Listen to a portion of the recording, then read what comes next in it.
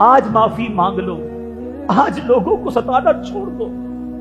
اسی طرح ہم اللہ کے عاجز بندے ہیں، اگر اللہ نے کوئی مقام دے دیا ہے، کوئی عزت دے دی ہے، کوئی شہرت دے دی ہے، تو اپنے بھائیوں کے ساتھ اچھا برتاؤ کرو، نرم ہو جاؤ، ان کی مدد کرو۔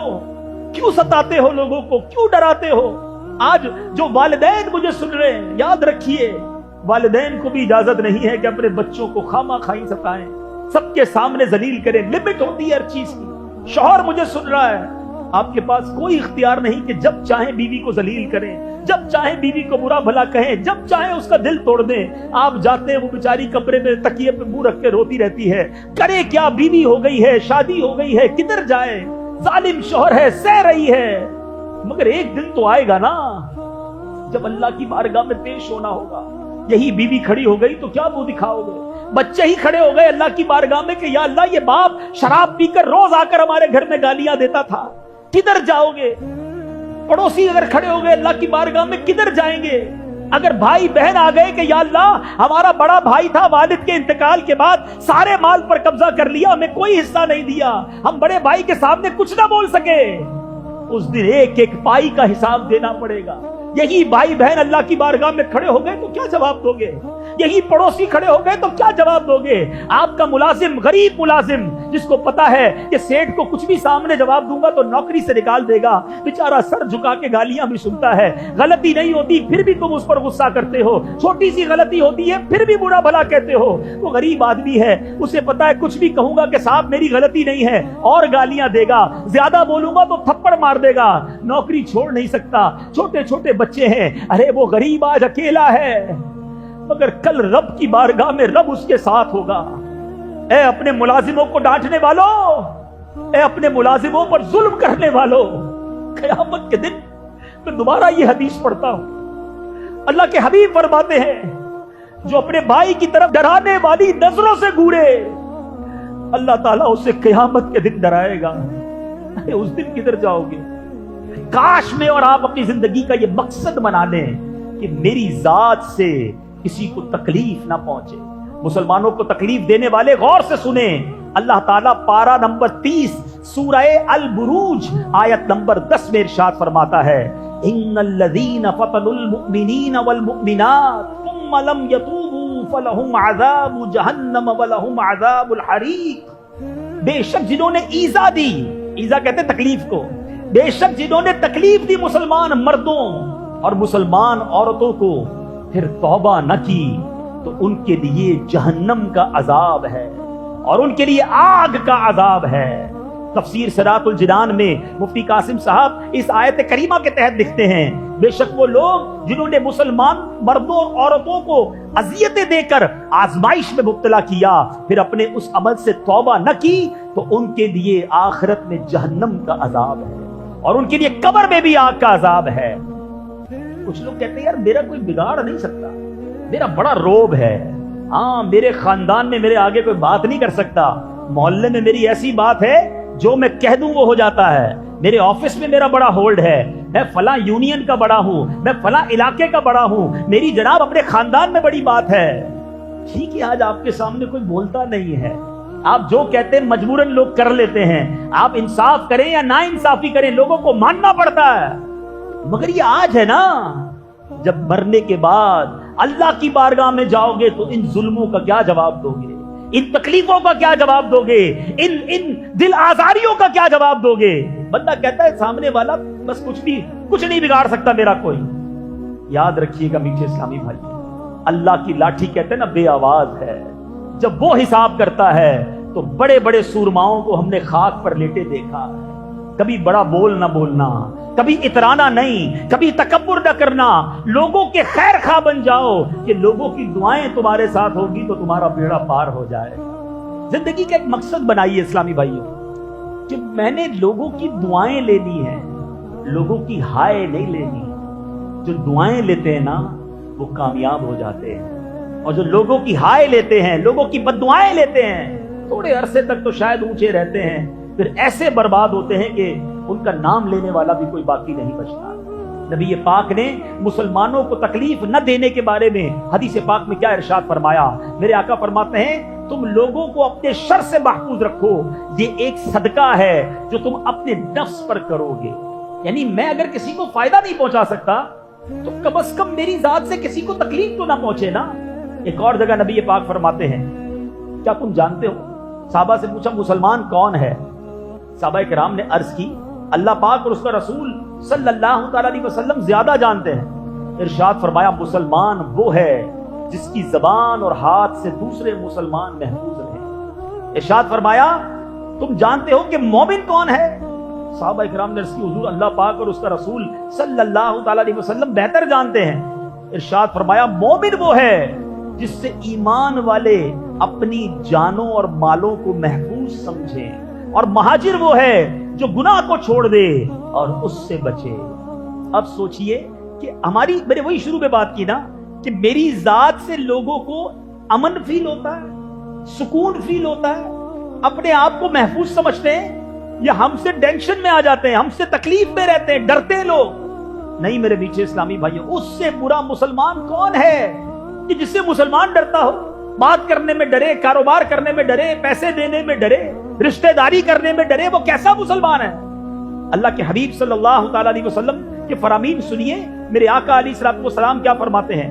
اللہ کے حبیب نے فرمایا، جیسا کہ ابھی ہم نے سنا کہ مسلمان وہ ہے جس کی زبان اور ہاتھ سے دوسرا مسلمان محفوظ رہے۔ ایک جگہ میرے آقا فرماتے ہیں ہر مسلمان کا خون، مال اور عزت دوسرے مسلمان پر حرام ہے۔ کسی کا مال نہیں لے سکتے، کسی کی عزت نہیں، کسی کا خون کیسے بہا سکتے ہیں؟ یہ حرام ہے کہ ہماری وجہ سے کسی مسلمان کو تکلیف نہ ہو، اور مسلمان کو تکلیف دینا یہ کوئی چھوٹا معاملہ نہیں، یہ کوئی چھوٹا جرم نہیں ہے میٹھے اسلامی بھائیوں۔ دیکھیے یاد رکھیے گا، زندگی میں ہم پر دو بڑے حقوق ہیں۔ ایک ہے حقوق اللہ، اللہ کا حق۔ اللہ کا حق کیا ہے؟ ہم نماز پڑھیں، ہم روزہ رکھیں، ہم تلاوت کریں، ہم زکوٰۃ دیں، ہم جناب اللہ تبارک و تعالیٰ کی نافرمانی نہ کریں، ٹھیک ہے؟ یہ ہم میں سے بہت سارے یہاں چہرے ایسے نظر آ رہے ہیں، میرا حسن ظن ہے کہ حقوق اللہ میں بڑی کوشش کرتے ہیں، نمازیں پڑھتے ہیں، روزے رکھتے ہیں، ذکر و اذکار کرتے ہیں، ٹھیک ہے نا؟ اللہ کی نافرمانی سے بچتے ہیں، بہت اچھی بات ہے، بالکل بچنا چاہیے۔ مگر ایک بڑا ہماری زندگی کا جو چیپٹر ہے نا، وہ ہے حقوق العباد، بندوں کے حقوق۔ اور یاد رکھیے گا حقوق اللہ سے زیادہ سینسٹیو، حساس اور مشکل معاملہ جو ہے وہ حقوق العباد کا ہے، کیونکہ اللہ ناراض ہو جائے نا، وہ بڑا کریم ہے، وہ راضی بھی ہو جاتا ہے، وہ معاف بھی کر دیتا ہے۔ کوئی بندہ ساری زندگی نماز نہ پڑھے، کئی سال روزے نہ رکھے اور رو رو کر رب سے معافی مانگے، اللہ ایک توبہ قبول فرما لے، اس کے سارے گناہ معاف فرما دیتا ہے۔ کریم ہے نا، رحیم ہے، مگر اسی کا ایک انداز ہے، اسی کی مشیت ہے کہ اگر بندہ کسی بندے کو ستائے، اگر بندہ کسی بندے کے حق مار لے، اس کی کسی مخلوق پر ظلم کر دے، تو اب جب تک بندہ معاف نہیں کرے گا تب تک رب بھی معاف نہیں کرے گا۔ نمازوں میں بڑے پورے ہیں، روزے بھی رکھتے ہیں، حج بھی کرتے ہیں، عمرے بھی کرتے ہیں، تلاوت بھی کرتے ہیں، ذکر و اذکار بھی کرتے ہیں، بہت سارے ایسے ہوں گے جو مدنی کام بھی کرتے ہوں گے، بہت اچھی بات ہے۔ کوئی خدا نہ خواستہ یہ نہ سمجھے کہ یہ نہیں کرنا چاہیے، ضرور کرنا چاہیے، مگر نمازیں بھی پڑھنی ہے اور لوگوں کو ستانا بھی نہیں ہے، روزے پورے رکھنے ہیں مگر کسی کا مال دبانا بھی نہیں ہے، زکوٰۃ پوری دینی ہے مگر کسی کا حق دبا کر نہیں دینی ہے، کسی کو گھورنا، کسی پر ظلم کرنا، کسی کو ڈانٹنا، کسی کو جھڑکنا، اور جناب کہنا میں تو بہت سارا ذکر و اذکار بھی کرتا ہوں۔ ارے جس زبان سے اللہ اللہ کرتے ہو اسی زبان سے لوگوں کے دل بھی توڑتے ہو۔ سمجھیے بات کو، حقوق اللہ ضرور پورے کرنے ہیں مگر حقوق العباد کا خیال بہت زیادہ رکھنا ہے، اور آج بیان کا موضوع یہی ہے۔ میں اور آپ آج بیان میں یہ چیک کریں گے کہ میری ذات، ہر بندہ یہاں سوچے جو بھی مجھے سن رہے ہیں، کہ میری ذات لوگوں کے لیے راحت کا باعث ہے، کمفرٹ کا باعث ہے، آسانی کا باعث ہے، یا میری ذات لوگوں کے لیے تکلیف کا باعث ہے؟ مجھ سے جو قریب ہوتا ہے وہ تکلیف میں آ جاتا ہے، وہ ٹینشن میں آ جاتا ہے، وہ پرابلم میں آ جاتا ہے۔ اگر میں ایسا ہوں تو پھر سوچئے میں کیسا ہوں؟ مجھ سے برا کون ہے کہ اللہ کے بندے مجھ سے تکلیف میں ہیں؟ مجھ سے بات کرتے ہیں تو پرابلم، مجھ سے کاروبار کرتے ہیں تو پرابلم، میرے قریب رہنے آ جائیں تو پرابلم، مجھ سے رشتہ کر لیں تو پرابلم۔ سوچئے نا، کیا مسلمان ایسا ہوتا ہے؟ کیا مسلمان کسی کی تکلیف کا باعث بنتا ہے؟ بزرگان دین کے واقعات کو سنیں، عقل حیران ہو جاتی ہے کہ کسی کو ذرہ برابر تکلیف نہ ہو، انہیں اس بات کا خیال رہا کرتا۔ یہی امام اعظم کی کیا بات ہے۔ ایک بار آپ کے بارے میں آتا ہے کہ آپ اپنے کسی غیر مسلم، مسلمان نہیں تھا، غیر مسلم بندہ تھا، اس کو قرضہ دیا تھا، اس کے یہاں قرضہ وصول کرنے کے لیے تشریف لے گئے۔ اتفاق سے اس کے مکان کے قریب آپ کی جوتی پر، آپ کے چپل پر کیچڑ لگ گئی۔ کیچڑ چھڑانے کے لیے امام اعظم نے اپنے چپل کو جب جھاڑا تو وہ کیچڑ اچھل کر اس مقروض کی، اس غیر مسلم کی دیوار پر جا کر لگ گئی۔ آپ پر خوف خدا کا غلبہ ہوا، پریشان ہوئے کہ یہ جو غیر مسلم ہے اس کی دیوار میری وجہ سے خراب ہو گئی ہے، اب اگر میں کیچڑ نکالتا ہوں تو دیوار کا رنگ خراب ہو جاتا ہے، اور صاف نہیں کرتا تو دیوار خراب رہ جاتی ہے۔ اسی شش و پنج میں ہیں، اسی ٹینشن میں ہیں کہ اب وہ شخص باہر نکلتا ہے، دروازے پر امام اعظم ابو حنیفہ رحمۃ اللہ تعالی کو دیکھتا ہے، سمجھ گیا کہ امام اعظم آئے ہیں، قرض کا تقاضا کرنے آئے ہیں۔ کہتا حضور تھوڑا سا وقت دے دے، تھوڑا ٹالم ٹول کرنے لگا، ابھی پیسے نہیں ہیں، تھوڑا مزید ٹائم دے دیں۔ اللہ اکبر، امام اعظم کا تقویٰ دیکھو، خوف خدا دیکھو، حقوق العباد کا خیال دیکھو۔ امام اعظم کہتے ہیں کہ بھائی مجھے معاف کر دو، عاجزی کے ساتھ کہتے ہیں مجھے ذرا معاف کر دینا، مسئلہ یہ ہے کہ میں تمہاری دیوار خراب کر بیٹھا ہوں، مجھے بتاؤ میں تمہاری دیوار کیسے صاف کروں، مجھ سے یہ غلطی ہو گئی ہے۔ وہ شخص ہکا بکا رہ گیا کہ مسلمانوں کا امام ہے، لاکھوں لوگ جس کے پیچھے ہیں، میرے دروازے پر آ کر چھوٹے سے معاملے پر مجھی سے معافی مانگ رہا ہے۔ اے میرے بیچ اسلامی بھائیوں، ایسے ہی اسلام نہیں پھیلا، ایسے ہی بزرگوں نے دلوں میں وہ قدر و منزلت حاصل نہیں کی۔ وہ مقروض، وہ غیر مسلم پتہ ہے کیا کہتا ہے؟ کہتا حضور ایک کام کریں، دیوار کی کیچڑ تو صاف ہوتی رہے گی، میرے دل میں جو بے ایمانی کی کیچڑ ہے پہلے وہ صاف کیجئے۔ جو مذہب اتنا پیارا ہو، اس طرح معافی کا درس دیتا ہو، مجھے کلمہ پڑھائیے اور مجھے مسلمان کر دیجئے۔ امام اعظم کے ہاتھ پر کلمہ پڑھ کر وہ مسلمان ہو گیا۔ یہ ہے اسلام، یہ ہے خوبصورتی اسلام کی۔ اگر ہم سے کوئی ایسی غلطی ہو جائے اور کوئی بندہ باہر آ کر کہے یار تم نے میری دیوار خراب کر دی، تو کیا ہو گیا بھائی، خراب کر دی تو کون سا تمہارا بڑا نقصان ہو گیا ہے؟ تھوڑا سا ہی تو ہوا ہے، اس پہ باہر نکل آئے ہو، باتیں کیا کر رہے ہو؟ ارے ایک تو قصور کیا، ایک تو چوری، دوسری سینہ زوری۔ دیواریں بھری تو دیتے نا، جس نے جو نئی پروڈکٹ بنانی ہے وہ ہر دیوار پہ جا کے چوکنگ کر دینی ہے۔ کسی کا گھر ہے، کسی کی دیوار ہے، وہ بیچارہ بار بار رنگ کرواتا ہے، تھوڑے دنوں بعد پھر آ کے کوئی اپنی پروڈکٹ لگا کے چلا جاتا ہے۔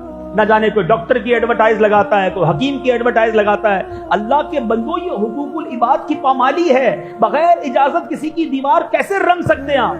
ایک امام اعظم ہیں کہ ان کے پیر سے کیچڑ لگ جائے تو انہیں بے چینی ہو جائے، پیر کسی کے پیر پر رہ جائے تو خوف خدا سے بے ہوش ہو جائے۔ ادھر کسی کا مال دبا کر یار دوستوں کو فکر ہی نہیں ہوتی ہے، دے دیں گے نا بھائی، جب آئیں گے جب دے دیں گے، بار بار کیا گھر پہ پیسے لینے آ جاتے ہو؟ یہ وہی بندہ ہے کہ جب اس کو قرضہ چاہیے تھا تو اس کے گھر کے دھکے کھاتا تھا۔ ارے بھائی تمہاری بڑی مہربانی، میں وقت پر پیسے لوٹا دوں گا، میرا بہت بڑا مسئلہ ہے، زندگی بھر احسان مند رہوں گا، تمہارا یہ احسان کبھی نہیں بھولوں گا، میرے بچے تم کو دعائیں دیں گے۔ اور اب وہی بچے دروازہ کھول کر کہتے ہیں ابو گھر پہ نہیں ہے، جاؤ، کیا بار بار آ جاتے ہو؟ پہلے تو دعائیں دینے کے وعدے تھے، اب چپل گھسوا رہے ہو۔ ٹھیک ہے آج وہ بگاڑ نہیں سکتا تمہارا کچھ، مگر یاد رکھیے گا جو ظالم ہے نا وہ سوچ لے، حقوق العباد کو پامال کرنے والا سوچ لے کہ ایک دن آنا ہے جب مظلوم کا ہاتھ ہوگا اور ظالم کا گریبان ہوگا، ایک ایک روپے کا جواب دینا پڑے گا، ایک ایک پیسے کا جواب دینا پڑے گا۔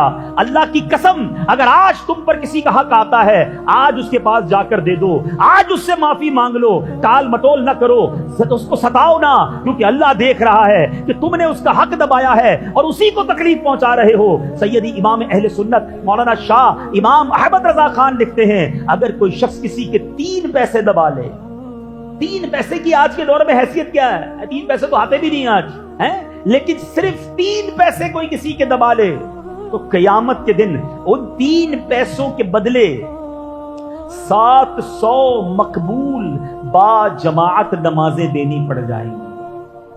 3 पैसों के बदले, अब हिसाब कर ले जिसने हजारों दबाए हैं, हिसाब कर ले जिसने लाखों दबाए हैं, हिसाब कर ले जिसने करोड़ों दबाए हैं, हिसाब कर ले जिसने जमीनें दबाई हैं, हिसाब कर ले जिसने यतीमों के पैसे दबाए हैं, हिसाब कर ले जिसने अपनी बहन का विरासत से हिस्सा दबा लिया है। अच्छा, कुछ लोग होते हैं जो हिसाब किताब भूल जाते हैं, हमसे कारोबार किया या हमें कर्जा दिया और बेचारा लेने वाला ही भूल गया या उसका इंतकाल हो गया, बंदा कहता है चलो भूल गया तो सारे मेरे ही हो गए ना, इंतकाल हो गया, अब उसके बच्चों को तो पता नहीं है, उसे नहीं पता, उसके बच्चों को नहीं पता, वो भूल गया है, मगर रब नहीं भूलता।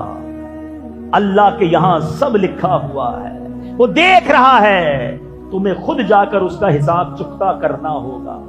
कई लोग अपने ससुराल वालों को सताते हैं, रोज नई डिमांड है, लड़की का बाप गरीब है, बेचारे के पास पैसे नहीं है। मैं ऐसे घरानों को भी जानता हूं कि अपनी बच्ची की शादी करने के लिए माँ बाप ने अपना घर बेचा, खुद किराए के घर में चले गए क्योंकि लड़के वालों की डिमांड पूरी करनी थी। तुफ है ए नौजवान, तुम पर तुफ है कि तेरी शादी के लिए तेरे सास और ससुर किराए के घर में चले गए।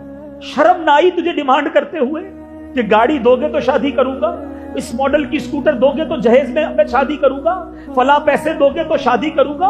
शादी कर रहे हो, सौदा कर रहे हो।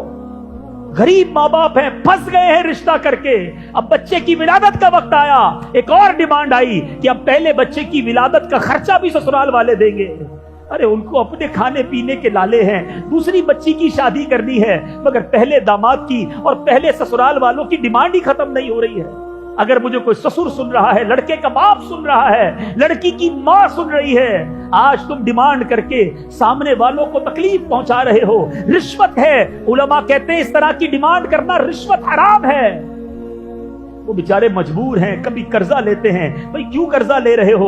वो दामाद को ईद का जोड़ा देना है। अरे अब क्यों कर्जा ले रहे हो? अरे भाई वो बेटी के सर को उम्रे पर जा रहे हैं तो कुछ तोहफा लेकर देना है। शर्म नहीं आती कि सामने वाले कर्जे में डूबे जा रहे हैं और तुम रोज नई डिमांड करते हो, तुम्हारी डिमांडें ही खत्म नहीं होती हैं। क्या जवाब दोगे अल्लाह की बारगाह में? क्या तुम्हें मरना नहीं है? खुदारा नौजवानों से मैं कहूंगा, अगर आपके माँ बाप की डिमांडें हैं, खड़े हो जाएं अपने माँ बाप की बारगाह में, हाथ जोड़कर कहे कि मुझे कुछ नहीं चाहिए अपने ससुराल वालों से। वो गरीब लोगों पर क्यों इतना प्रेशर डालते हो? अगर किसी के यहाँ बेटियां आ गई हैं तो वो बेचारा क्या मर जाए, अपने गुर्दे बेचे, करे क्या अपनी बच्चियों के शादियों के लिए? आज लोग हैं कि इनकी डिमांडें खत्म नहीं होती हैं। खुदारा ना करो ऐसा।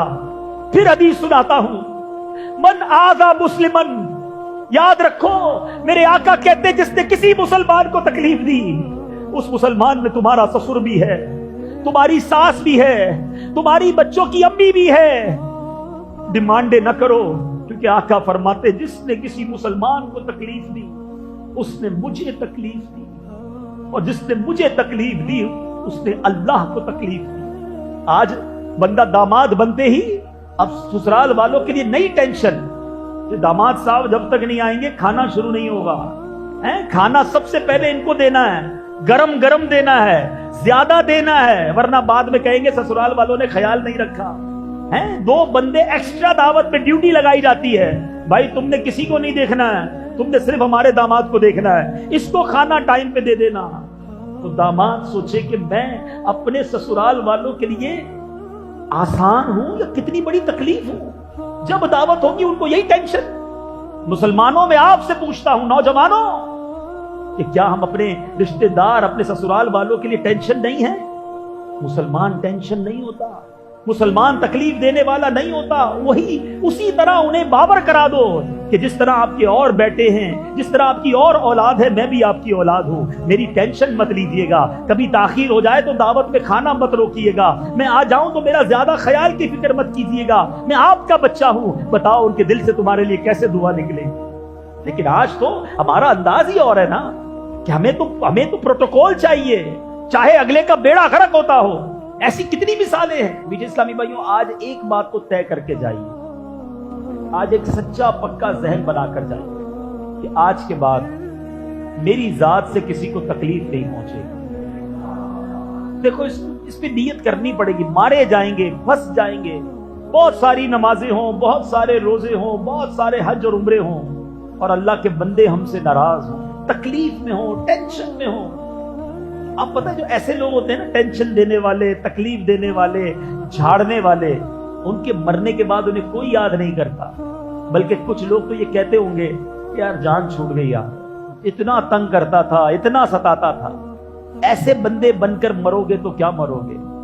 ایسے رہو کہ ساری دنیا سے آپ جتنے لوگ آپ سے ملے سب آپ سے محبت کرو, کسی کا خیال رکھو, کسی کی دعائیں لو, کسی کی خدمت کرو. دنیا سے جائیں تو لوگ ہاتھ اٹھا کر دعا کریں کہ یا اللہ بڑا مہربان بندہ تھا, بڑا خیال رکھنے والا تھا, ہماری بڑی خدمت کرتا تھا, اے اللہ اس کی مغفرت فرما. پیچھے لوگوں کی دعائیں تو ملے نا. سوچئے کہ کیسی لائف ہم گزار رہے ہیں. ہمارے دنیا سے جانے کے بعد لوگوں کو تکلیف ہوگی یا راحت ہوگی؟ بزرگان دین بڑی پیاری بات کرتے ہیں. بندہ جب دنیا میں آتا ہے نا, بچہ روتا ہوا آتا ہے نا, جب بچہ روتا ہے تو لوگ ہنستے ہیں. فرماتے دنیا میں آتے ہو تو تم رو رہے ہوتے ہو اور لوگ ہنس رہے ہوتے ہیں, مگر دنیا سے ایسے جانا کہ تمہارے چہرے پہ مسکراہٹ اور لوگوں کی آنکھوں میں آنسو. کیا بندہ تھا جو چلا گیا, کیسا شخص تھا ہمارا مہربان, ہمارا خیال رکھنے والا, جب ملتے دعائیں دیتا, جب ملتے حوصلہ بڑھ جاتا تھا. مگر کیا ایسی زندگی ہم گزار رہے ہیں؟ سوچنے والی بات. تو آج غور کر لیجئے کہ میں اپنے رشتہ داروں کے لیے, اپنی فیملی کے لیے, اپنے پڑوسیوں کے لیے, اپنے دوستوں کے لیے, مسجد میں آتا ہوں تو نمازیوں کے لیے, دعوت اسلامی کا کام کرتا ہوں تو اپنے ساتھ مدنی کام کرنے والوں کے لیے میں ٹینشن ہوں, یہ میری وجہ سے انہیں سکون ہے. چیک کیجئے اپنے آپ کو, اور اگر واقعی آپ کو یہ احساس ہے کہ واقعی یار میری وجہ سے لوگ ہیں بڑی ٹینشن میں, تو اپنے انداز کو بدلیے, آسان ہو جائیے, نرم ہو جائیے, تکلیف دینے والے نہ بنیے. بس آج پکی سچی نیت کر لو کہ اللہ کا کوئی بندہ, کوئی بندی, کوئی انسان مجھ سے ناراض نہیں ہوگا, میں ناراض نہیں کروں گا, میں تکلیف نہیں دوں گا, اور اگر دے چکا ہوں تکلیف تو معافی مانگ لوں گا, راضی کر لوں گا, کیونکہ ادھر راضی کرنا آسان ہے, ادھر مارے جائیں گے. اب میں آپ کو 2-3 ایگزامپلز بتاتا ہوں, ہو سکتا ہے ابھی بھی کسی کے ذہن میں آ رہا ہو کہ یار میں تو تکلیف نہیں پہنچاتا, میں تو کسی کو مسلمان کو پریشان نہیں کرتا. اصل میں یہ بھی بڑا مسئلہ ہے کہ جو تکلیف پہنچانے والے ان کو لگتا ہے میں تو کرتا ہی کچھ نہیں. ان کو کون بتائے, اتنی ہمت بھی نہیں ہوتی ہے کسی کی کہ وہ آپ کو بتا سکے کہ حضرت آپ کی جو بات کرنے کا اسٹائل ہے نا وہ ہمارا دل کرچی کرچی کر دیتا ہے, آپ کا یہ جو طنز کرنے کا انداز ہے نا یہ ہمیں بہت برا لگتا ہے. یہ بھی ہمت نہیں ہوتی ہے. کس کی مجال ہے کہ جو تجھ کو بتا سکے؟ ہمت ہی نہیں ہوتی, کیونکہ اب یہ بتائیں گے تو اور برا بھلا کہیں گے, اور ستائیں گے, اور ڈانٹیں گے. سوچیے آپ, ایسے کئی شوہر ہیں کہ بیوی 3 دن تک انتظار کرتی ہے کہ شوہر کا موڈ ٹھیک ہو جائے پھر بات کرو. ایسے شوہر کس کا؟ ایسا شوہر اگر میں ہوں تو کیسا ہوں خود سوچئے نا. اتنا خوف گھر میں, اولاد باپ سے بات کرنے کے لیے انتظار کر رہی ہوتی ہے کہ کب والد کا موڈ ٹھیک ہو جائے پھر بات کرے, ورنہ ابھی بات کرنی ہے تو گالیاں ہی پڑنی ہیں. یہ باپ اپنے بارے میں سوچے میں کتنا برا انسان ہوں. اسی طرح سیٹھ سے اب نوکر بات کرنے میں کئی دن تک سوچتا ہے کہ یار آج صاحب کا موڈ ٹھیک نہیں ہے, آج بات نہیں کرنا ورنہ خیر نہیں ہے, اور یہ کہہ بھی نہیں سکتا کہ حضرت آپ کے موڈ کی وجہ سے بات نہیں کر رہا ہوں. اتنی ہمت تو نہیں کرے گا نا کوئی. تو ایک یہ بھی پرابلم ہے کہ جس کا مزاج ایسا ہے, تنگ کرنے والا, ڈانٹنے والا, جھاڑنے والا, اس کو سمجھا بھی کوئی نہیں سکتا, اور وہ بھی سمجھ رہا ہوتا ہے میں تو بالکل ٹھیک ہوں, آئی ایم اوکے. نہیں جناب, آپ اوکے نہیں ہیں, آپ سے بڑی تکلیف ہے, آپ سے بڑی ٹینشن ہے, مگر پرابلم یہ ہے کہ یہ تکلیف بتانے کے لیے بھی کسی میں ہمت نہیں ہے. خدا را خود اپنے آپ کو چیک کرنا ہوگا کہ میں کہیں گھر میں داخل ہوتا ہوں, لوگ مسکراتے مسکراتے چپ تو نہیں ہو جاتے؟ مسکراہٹیں ختم ہو جاتی ہیں کسی کے گھر میں داخل ہونے سے. اچھا خاصا لوگ ریلیکس ہوتے ہیں, گھر میں داخل ہوتے ہی سب پہ ٹینشن, ایمرجنسی طاری. اب بندہ خود سوچ لے کہ میں گھر کا فرد ہوں یا پولیس انسپیکٹر ہوں. گھر میں جاتے ہی سب ٹینشن میں آ گئے, جلدی کھانا لگاؤ ورنہ خیر نہیں ہے, کپڑے استری کر دو ورنہ ابو نے چھوڑنا نہیں ہے, جلدی جوتے پالش کرو ورنہ بڑے بھائی نے ناراض ہو جانا ہے. ارے بڑا بھائی ہے, والد ہے, یا کوئی پولیس انسپیکٹر ہے؟ اپنے بارے میں سوچیں کہ میں جدھر جاتا ہوں لوگوں پر خوف طاری ہو جاتا ہے, وہ انسان اچھا نہیں ہے. آپ جدھر جائیں لوگوں کے چہروں پر مسکراہٹ آ جائے, کمفرٹ ہو جائے, آسانی محسوس ہو, گھر والے کہے ابو آ گئے, بھائی آ گیا ہے, ماں کہے میرا بیٹا آ گیا, ادھر تو سارے ٹینشن میں ہوتے ہیں. اپنے آپ کو چیک کیجیے. اور اب میں 2-3 ایگزامپل دے کر بیان کو ختم کرتا ہوں. مثال کے طور پہ, اب عادت ہے نا کسی کے گھر گئے, اور گھر گئے اور وہاں جا کر جناب کسی نے دعوت پر بلایا. ایک تو اس نے مہربانی کی, ہمیں بلایا, ہم کیا بنے؟ مہمان.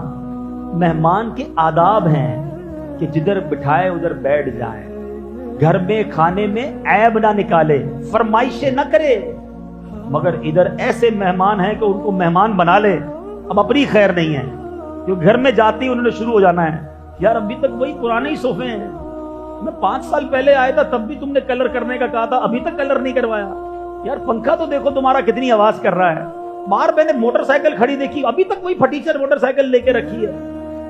ارے بھائی بندہ بولے میں نے آپ کو کھانے کے لیے بلایا ہے، اپنے گھر کا انسپیکشن کے لیے نہیں بلایا۔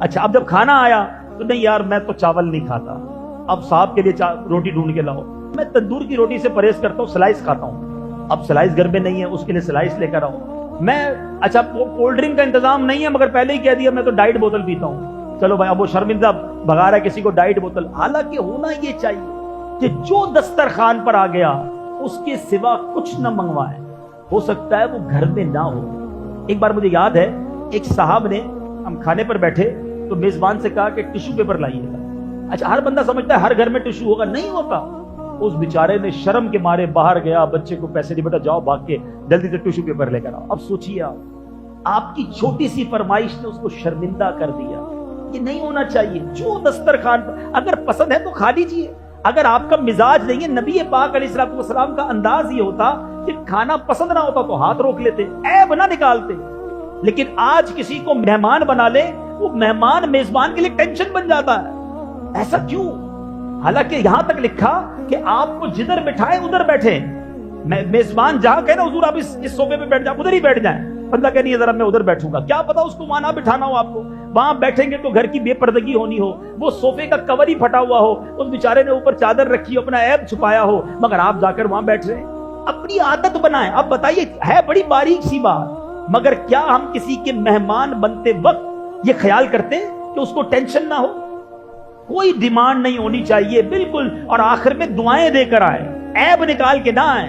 پرابلم یہ کچھ لوگوں کا کام ہی عیب نکالنا ہے، ان سے ہاتھ ملاؤ تو ایسا لگتا ہے کانٹا چبو دیتے ہیں، بندہ بولے نہ ہی ہاتھ ملاتا تو اچھا تھا یار، جب ملتے ہیں کوئی نہ کوئی طنز، کوئی نہ کوئی، کبھی امامہ نہ پہنو تو کہتے ہیں آج امامہ نہیں پہنا، کبھی امامہ پہنو تو یہ والے رنگ کا کیوں پہنا ہے یار، تم مسکراتے نہیں ہو، زیادہ مسکرائے تو ہر وقت مسکراتے رہتے ہو، بندہ بولے کروں کیا اس کے سامنے، اتنی ٹینشن، تو ایسے نہ بنے۔ کیا لوگوں میں خوبیاں نہیں ہوتی؟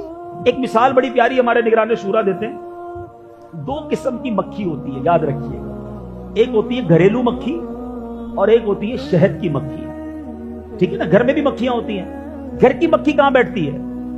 گھر کی مکھی ڈھونڈ کر گندگی پر بیٹھے گی، جدھر کچرا پڑا ہوگا نا، گھر کی مکھی ہاؤس فلائی ادھر ہی جا کے بیٹھے گی۔ آپ کا کبھی جسم میں کہیں زخم لگ جائے، وہ زخم پہ آ کر مکھی بیٹھے گی، گندگی پر ہی مکھی بیٹھے گی۔ اور شہد کی مکھی کہاں بیٹھتی ہے؟ پھولوں پہ جا کے۔ آپ بنے شہد کی مکھی، جس میں جو خوبی ہے اس کو بیان کریں، لوگ آپ سے خوش ہوں گے، یار آپ ماشاءاللہ بیان بڑا اچھا کریں، آپ مسکراتے بڑا اچھا ہیں، آپ کا امامہ بڑا پیارا ہے، یار آپ ماشاءاللہ میں نے دیکھا پابندی سے مسجد میں آتے ہیں، خوش ہوگا نا انسان، تعریف کرو گے تو۔ مسجد میں 5 وقت آتا ہے، اس کو کہیں گے لیٹ کیوں آتے ہو یار، ٹائم پہ آیا کرو، ارے آ تو رہا ہے اس میں بھی تمہیں پرابلم ہے، یعنی طنز ہی کرنا ہے، عیب ہی نکالنا ہے، تو پرابلم تمہارے اندر ہے کہ تمہیں نظر ہی عیب آتا ہے، تمہیں کوئی خوبی نظر نہیں آتی، اپنا علاج کرواؤ۔ لیکن آج پتہ ہی نہیں ہوتا، بس میں جاتے ہیں تو کسی مسافر کو تکلیف دے کر آ جاتے ہیں، کنڈکٹر سے لڑائی کر کے آ جاتے ہیں، کنڈکٹر اگر مجھے سن رہا ہے تو وہ مسافر کو برا بھلا کہہ رہا ہوتا ہے، مسافر کو تکلیف پہنچا دیتا ہے۔ ہر بندہ سوچے اگر کوئی پولیس والا بیٹھا ہے، پولیس والا نہ جانے روزانہ کتنوں کو تکلیف دیتا ہے، اسی طرح ہمیں اگر کوئی پولیس والا روک لے، چاہے غلطی ہماری ہے، ہم اس سے کس انداز میں بات کرتے ہیں، کس لہجے میں بات کرتے ہیں، کیا وہ انسان نہیں ہے؟ کیا ہمارے پاس یہ اختیار ہے کہ جتنی گالیاں دینا ہے دے دو، جتنا برا بھلا کہنا ہے کہہ دو؟